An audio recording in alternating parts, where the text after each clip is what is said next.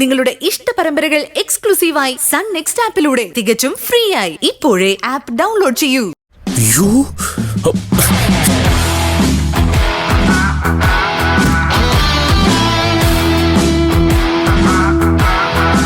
ആരാ അത്? ഞാനാടോ നമ്പിടി. ലൂയിസ് മുതലാളി കിടന്നു മുതലാളി. തലവേദനയെന്ന് ഭയങ്കരം. തലവേദനയല്ലേ ഉള്ളൂ, തല പോയിട്ടൊന്നുമില്ലല്ലോ. ഞാൻ കണ്ടോളാം.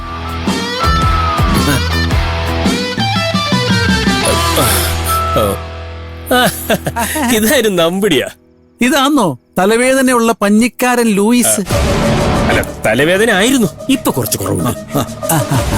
ഞാൻ ഈ വണ്ടിയുടെ ഒച്ച കേട്ട് വന്നതാ. ശരിക്കും കുറഞ്ഞായിരുന്നോ? ഞാനങ്ങ് വിശ്വസിച്ച്. മാപ്പിളെ, ഞാൻ ഒരു കാര്യം പറഞ്ഞേക്കാം. എല്ലാവരോടും കാണിക്കുന്ന ഉടായ്പ നമ്പർ എന്റെ അടുത്ത് ഇറക്കിയാലുണ്ടല്ലോ. എന്നാ ഉടായ്പ്? ഇയാൾ എന്നാ നമ്പടി പറയുന്നേ? അയ്യോ, ഒന്നും അറിയാത്തൊരു കുണുബാബ. വേഷം കൊണ്ടിറക്കരുതേ. ഈ അഴകിയ രാവണന്റെ ഒരുക്കം കണ്ട അറിയാവല്ലോ ഈ പാതിരാത്രി എന്നതാ നിങ്ങളുടെ ഉദ്ദേശം. പെണ്ണെങ്ങാനും സെക്കൻഡ് ഹാൻഡ് ആയെങ്കിൽ ഓറഞ്ച് തോട്ടം വേറെ ആമ്പിള്ളേർ കൊണ്ടുപോകും. തനിക്ക് എന്നതാടോ ഭ്രാന്ത് പിടിച്ചോ? വല്ലതും പറയാനുണ്ടെങ്കിൽ മനുഷ്യന് മനസ്സിലാവുന്ന ഭാഷയിൽ പറ. പറയാൻ ഒറ്റ കാര്യമേ ഉള്ളൂ. നമ്മൾ തമ്മിലുള്ള കരാറ് പ്രകാരം അവളെ എനിക്ക് മാത്രമായിട്ട് കിട്ടണം. അതങ്ങനെയാണല്ലോ.